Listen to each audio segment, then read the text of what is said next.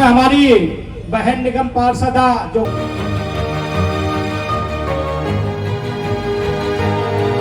उन्हें डेढ़ा जी वो भी मंच पे सामने की तरफ आ जाएं और हमारे आंटी बैठी हैं अशोक बालाजी जरा आप ऊपर आकर बहन जी का स्वागत बुक्का देखें। रेखा मौर्य आ जाए, कृष्णा जी हमारी भाभी बैठी हुई है, तीनों आ जाएं और अपनी पार्षद महोदया का बुक्का से माला से जो है स्वागत करें। हमारे बीच में हमारे दिल्ली प्रदेश भारतीय बौद्ध महासभा के अध्यक्ष हैं आर एस नवल साहब, आपसे निवेदन है पुष्प अर्पित करें आप भगवान बुद्ध और बाबा साहब पर और मंच पर अपना स्थान ग्रहण करें। हमारे बीच में हमारे भारतीय बौद्ध महासभा के संयोजक हैं आदरणीय बलराम केम साहब, भारतीय बौद्ध महासभा के पूर्व अध्यक्ष भी हैं, उनसे भी निवेदन है वो इधर आए, पुष्प अर्पित करें और मंच पर अपना स्थान ग्रहण करें। हमारे भारतीय बौद्ध महासभा पटपड़गंज क्षेत्र के कोषाध्यक्ष दिल्ली के कोषाध्यक्ष आदरणीय नरेश प्रताप जी, उनसे भी निवेदन है वो भी पुष्प अर्पित करें और मंच पर स्थान ग्रहण करें। दुनिया को शांति और मानवता का संदेश देने वाले तथागत भगवान बुद्ध, संत गुरु रविदास जी, संत कबीरदास जी, गुरु नानक देव जी, ज्योतिबा फूले जी, सावित्रीबाई फूले जी, फातिमा शेख जी, शिवाजी महाराज, साहू जी महाराज, नारायण गुरु जी, पेरियार रामास्वामी नायकर जी, डॉक्टर बाबा साहेब अम्बेडकर जी, माता रमाबाई जी, बुद्धप्रिय मौर्य जी, बाबू जगजीवन राम जी, मानवर कांसीराम साहब सहित समाज के सभी महापुरुषों के चरणों में कोटि कोटि नमन करते हुए मंच पे आसीन हमारे सभी बुजुर्गगण, भारतीय बौद्ध महासभा के साथी, मेरे छोटे भाई क्षेत्रीय विधायक भाई कुलदीप जी और तमाम सम्मानित माताओं बहनों साथियों, सभी को क्रांतिकारी जय भीम। साथियों, सोच रहा हूं कहां से शुरू करूं। दर्द एक हो तो सुनाओ, जिधर देखता हूं दर्द ही दर्द दिखता है। 11 तारीख को छत्तीसगढ़ के रायपुर में था, 15 तारीख को बिलासपुर में था, कल रात महाराष्ट्र के अकोला जिले के पास करंजा में था, आज सुबह एयरपोर्ट उतरा तो सीधा कापसेड़ा मीटिंग में, वहां से अबुल फजल एनक्लेव और वहां से सीधा यहां। तो घर तो मैं बाद में जाऊंगा, लेकिन जहां भी जाता हूं मेरे को एक दर्द जो सबसे ज्यादा सताता है, वो दर्द इस बात का है कि हजारों साल की गुलामी डॉक्टर बाबा साहेब अम्बेडकर जी ने इतनी आसानी से नहीं तोड़ी है। इस गुलामी को तोड़ने के लिए उन्होंने अपने 5 में से 4 बच्चों को खोया है, अपनी जवान पत्नी माता रमाबाई को खोया है, अपनी पूरी जवानी को जलाया है। फिर कौन सी वजह है कि उनकी कुर्बानी की वजह से हम लोग जज बने, इंजीनियर बने, डॉक्टर बने, कलेक्टर बने, साइंटिस्ट बने, प्रोफेसर बने, टीचर बने, वकील बने, निगम पार्षद बने, ग्राम प्रधान बने, जिला पंचायत सदस्य बने, जिला पंचायत अध्यक्ष बने, एमएलए बने, एमपी बने, मंत्री बने, मुख्यमंत्री बने, उपराष्ट्रपति बने, राष्ट्रपति बना। यानी कि वो रास्ता उन्होंने बना दिया। लेकिन हम सारे बनने के बाद सब मिलकर भी उसको बचाकर नहीं रख पाए जो डॉक्टर बाबा साहेब अम्बेडकर जी ने अकेले ने हमको और आपको सबको दिया। मैं मंत्री बना तो उनकी वजह से, कुलदीप जी अगर विधायक बने तो उनकी वजह से, ये हमारी बहन बेटी है डेढ़ा जी, ये पार्षदा बनी तो उनकी वजह से। वरना महिला को तो जवानी में अगर पति मर जाए तो दूसरी शादी करने का हक भी नहीं था, न पढ़ने का हक था, न संपत्ति का हक था। पति कितने जालिम और क्रूर हो, तलाक का हक नहीं था। और अगर पति बच्चों को और पत्नी को छोड़ते तो गुजारा भत्ता लेने का हक नहीं था। लेकिन डॉक्टर बाबा साहेब अम्बेडकर जी को देखिए, ना केवल उनको पति के मरने के बाद दूसरी शादी करने का हक दिलवाया, ना केवल उनको पति अगर जालिम और क्रूर हो तो तलाक का हक दिलवाया, ना केवल उनको पति अगर उनको छोड़ दे तो गुजारा भत्ता लेने का हक दिलवाया, ना केवल पत्नी को पिता की और पति की संपत्ति में हक दिलवाया, बल्कि महिलाओं के पढ़ने के रास्ते खोलकर उनको पुरुषों के बराबर संविधान में अधिकार देकर आज महिलाएं देश की मुख्यमंत्री और प्रधानमंत्री और राष्ट्रपति भी बनी है। देश में सर्वोच्च न्यायालय, उच्च न्यायालय में जज बनी है। आज वो हवाई जहाज भी उड़ा रही है, ट्रेन भी चला रही है। और वो दलित समाज के लोग जो कभी उनके सामने ऊंची आवाज में बात नहीं कर सकते थे, आज वो अपनी हक और अधिकार के लिए उनके सामने खड़े होकर लड़ने लगे हैं, जो उनके खिलाफ मुकदमा दर्ज कराने लगे हैं। लेकिन दर्द मेरे मन में इस बात को लेकर ज्यादा है कि हमारे पढ़ाई के रास्ते को बड़ी मुश्किल से खोला था।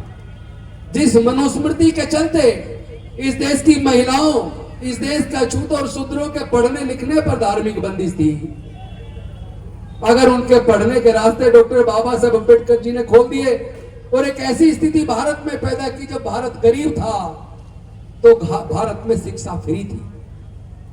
लेकिन एक आज का भारत है जो भारत अमीर हो रहा है, तो भारत के लोगों से शिक्षा इतनी महंगी हो रही है कि शिक्षा छीन रही है।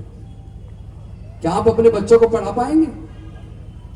आज अगर आपके बच्चे को नेशनल लॉ यूनिवर्सिटी से लॉ की 5 साल की डिग्री करानी है तो उसकी कोचिंग का खर्चा सहित एडमिशन होने के बाद उसकी फीस का खर्चा, किताबों का खर्चा, ट्रांसपोर्ट का खर्चा, हॉस्टल का खर्चा, खाने का खर्चा, सारे खर्चे जोड़ लो तो एक लॉ की डिग्री कराने के लिए एनएलयू से 25 लाख रुपया चाहिए।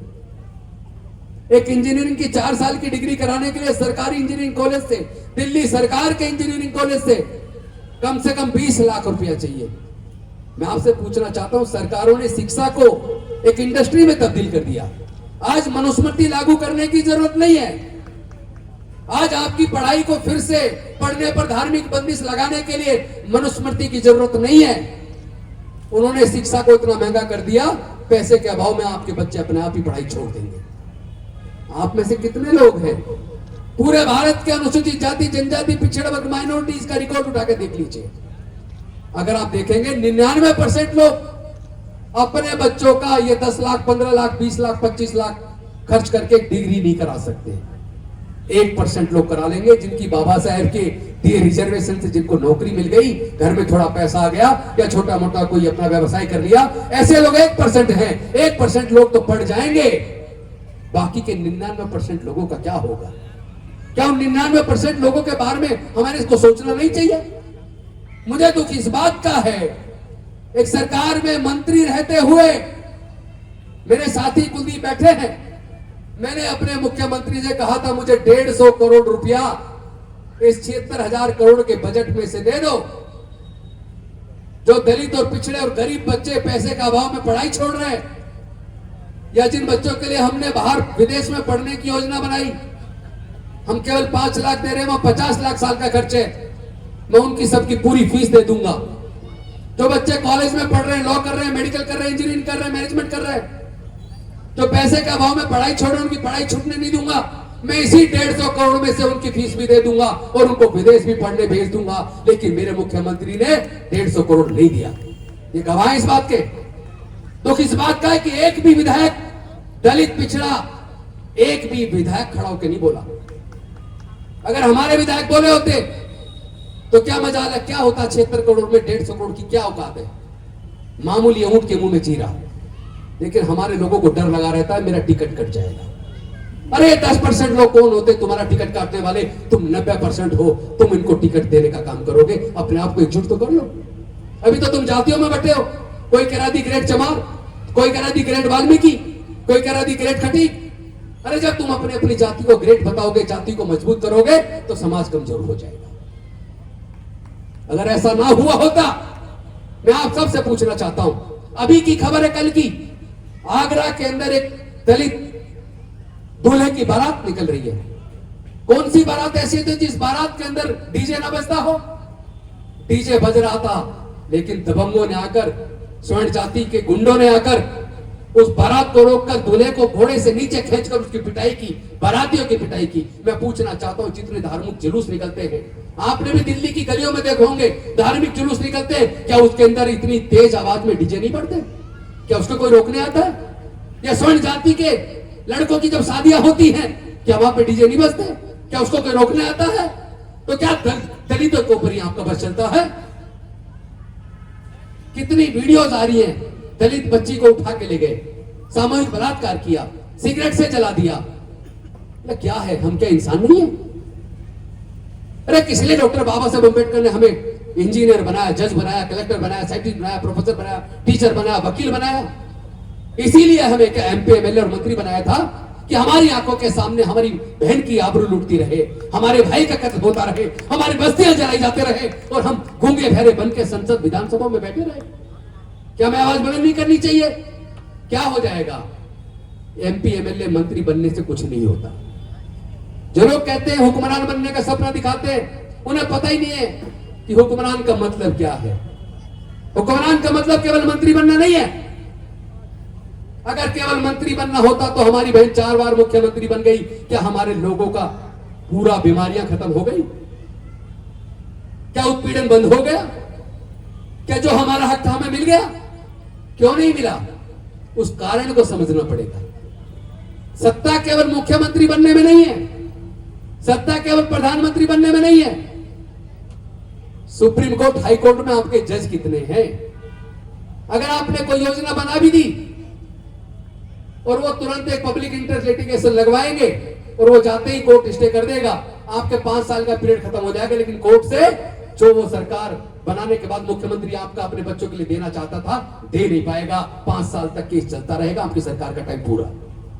आप समझते मुख्यमंत्री बनना ही सब कुछ है? मंत्री, एमपी, एमएलए बनना ही कुछ सब कुछ है? 5 साल चुटकी बजाते हुए गुजर जाते हैं, पता भी नहीं चलता। कितनी पार्टियां आई, कितनी चली गई, कितने सांसद, विधायक बने, मंत्री बने और बन के चले गए, कोई नाम भी नहीं याद करता। नाम याद करता है ऐसे लोगों का जो समाज के लिए कुर्बान हो जाते हैं। कौन सा कारण है कि हर साल डॉक्टर बाबा साहब अम्बेडकर की जयंती और भी बड़े पैमाने पर मनाई जा रही है? पूरे दुनिया के अंदर पूरे महीने भर चलती है। कोई तो कारण होगा ना, वरना तो कितने मंत्री बने, कितने एमएलए बने, कितने एमपी बने, कोई याद भी नहीं करता। जो लोग समाज के लिए कुर्बान हो जाते हैं, समाज उनको याद रखता है। हमने तय किया कुर्बानी देना। मंत्री भी रह लिए, एमएलए भी रह लिए, सब कुछ रह के देख लिया, कुछ नहीं है। ये कुर्सियां बहुत छोटी हैं। जब समाज का हक अधिकार छीन रहा हो और आप उसी सरकार में मंत्री हो, तो फिर भाई लानत ऐसी मंत्री की कुर्सी पर, उस मंत्री की कुर्सी का कोई फायदा नहीं है। उससे ज्यादा न्याय तो एक वकील रहते हुए हम अपने समाज को दिलवा देते हैं।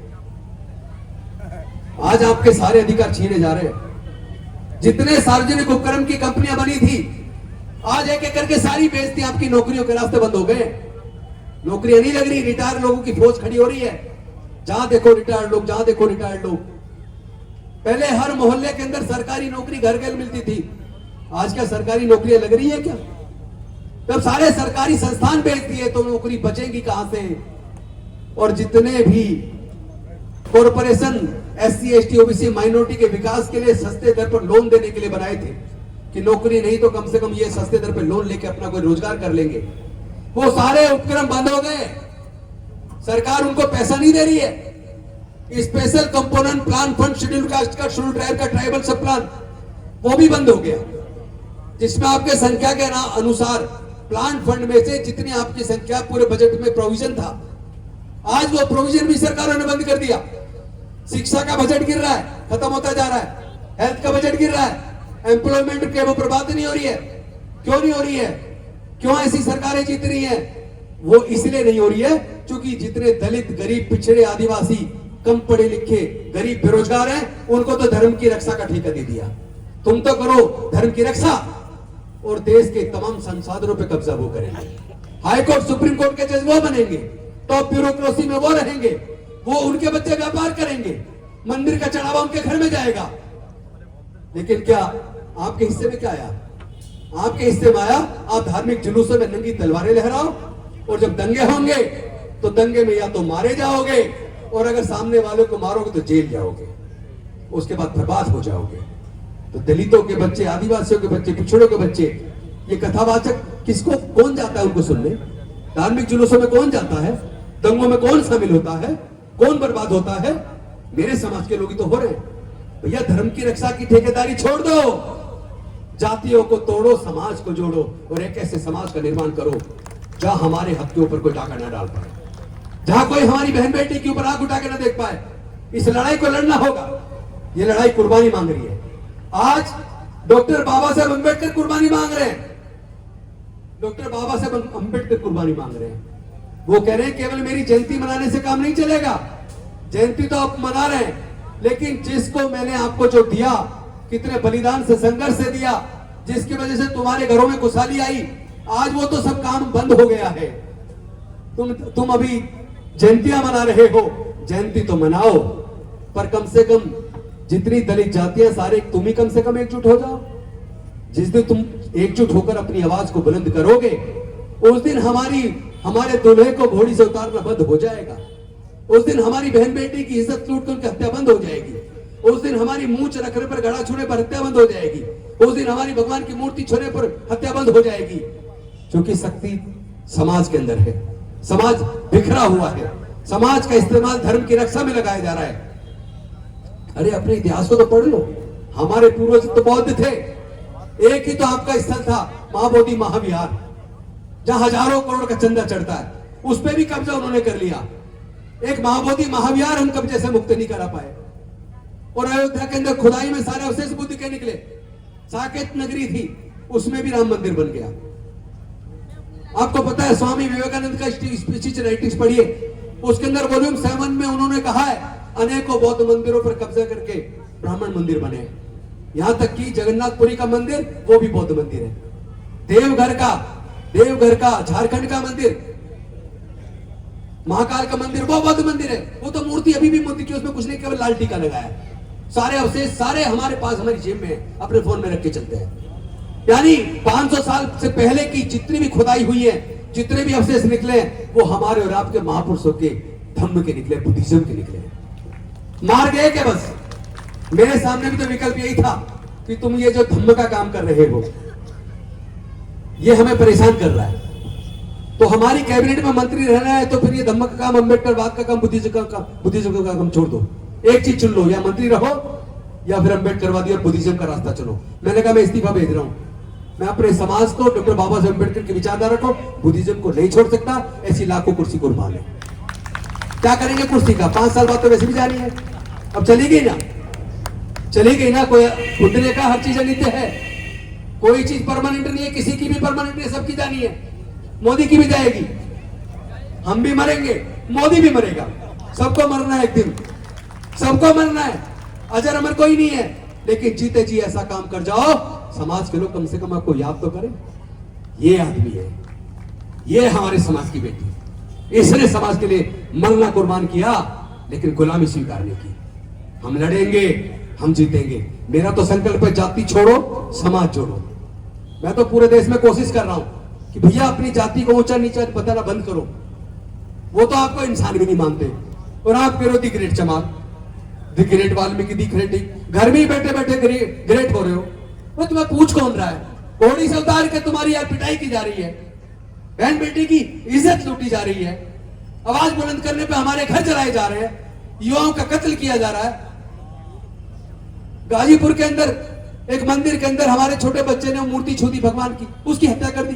वे क्यों जा रहे हो? जहां तुम्हारा अपमान हो, ऐसे मंदिरों में तुम जाते ही क्यों हो? अपमान कराने जाते हो। या राजस्थान के अंदर लीडर ऑफ अपोजिशन मिस्टर चूली दलित समाज का है, कांग्रेस पार्टी से विपक्ष का नेता है।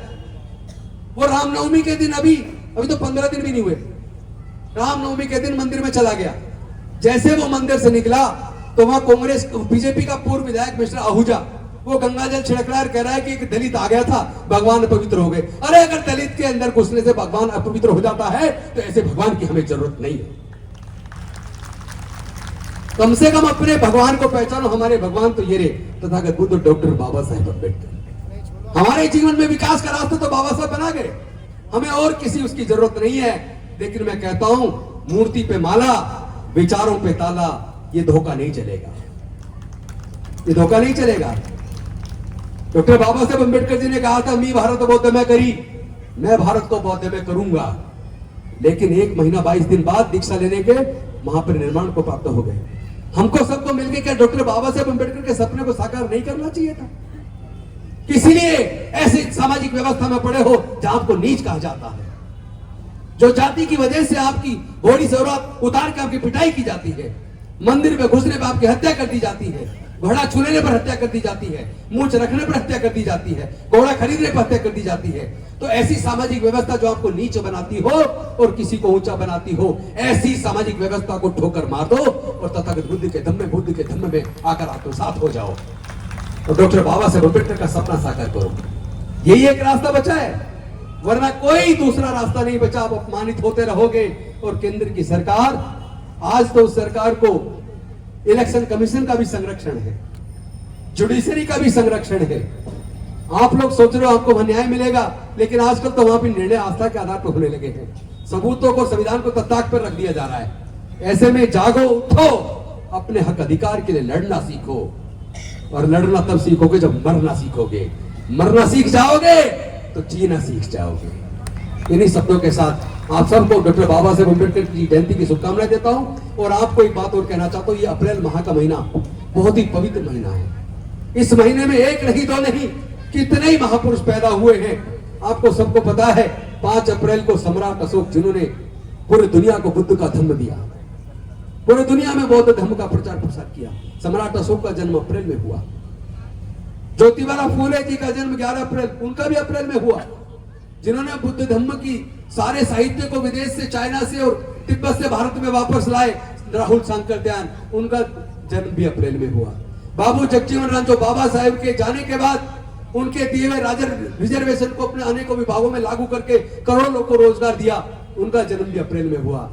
और डॉक्टर बाबा साहेब अम्बेडकर जी का जन्म भी अप्रैल में हुआ। यह अप्रैल का महीना बहुत पवित्र महीना है और मैं तो बड़ा फॉर्चुनेट हूं कि मेरा जन्म भी अप्रैल में हुआ। बहुत बहुत धन्यवाद, शुक्रिया। जय भीम, जय भारत, नमो बुद्धाय, जोहार, जय संविधान। हमारे चैनल लाइक, शेयर, सब्सक्राइब देखना मत भूलिएगा। जय भीम, जय भारत, जय संविधान, नमो बुद्धाय। धन्यवाद। चैनल आर्थिक समस्या से गुजर रहा है। अगर आप बहुजन समाज में बाबा साहेब अम्बेडकर और तथागत बुद्ध की विचारधारा को अधिक से अधिक लोगों तक पहुंचाना चाहते हैं तो हमें आर्थिक सहयोग प्रदान करें, ताकि हम अपने चैनल के माध्यम से देश विदेश में समता, बंधुता, एकता और संवैधानिक अधिकारों को ज्यादा से ज्यादा लोगों तक पहुंचा सकें। आप अपनी सहायता राशि नीचे लिखे खाते में जमा करा सकते हैं। खाता धारक गौतम रत्ना, खाता संख्या 3169576865 IFSC कोड SBIN 0060336, बैंक भारतीय स्टेट बैंक। आप हमारे बैंक खाते का विवरण स्क्रीन पर भी देख सकते हैं। जय भीम, जय भीम। मैं गौतम रत्ना, गौतम फिल्म्स प्रोडक्शन में आपका स्वागत करता हूं। आप हमारे प्रोडक्शन हाउस के अंदर अपना कैरियर बना सकते हैं as a film director, as a producer and actor and actress and editor and cinematographer also. अगर आपको फिल्म से रिलेटेड कुछ भी प्रोजेक्ट आपको बनवाना है तो हमारे पास में पूरा सेटअप है, जिसमें फिल्म कैमरा है, शूटिंग लाइट्स है और एडिटिंग है। सारा A to Z एक ही जगह पर आपको हमारे यहाँ पर मिल जाएगा। तो दोस्तों, आप हमें कांटेक्ट कर सकते हैं हमारे नंबर्स पर 9810085714।